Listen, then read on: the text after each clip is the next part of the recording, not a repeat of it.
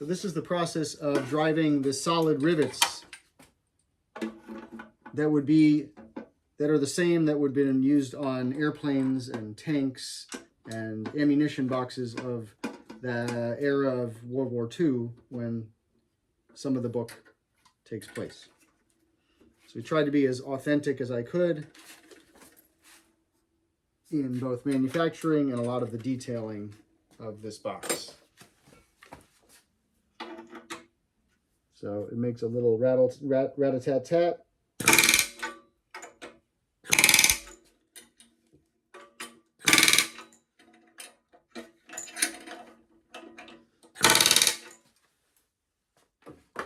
And that is loosely set at the moment, but we'll check, make sure everything still lines up and go from there.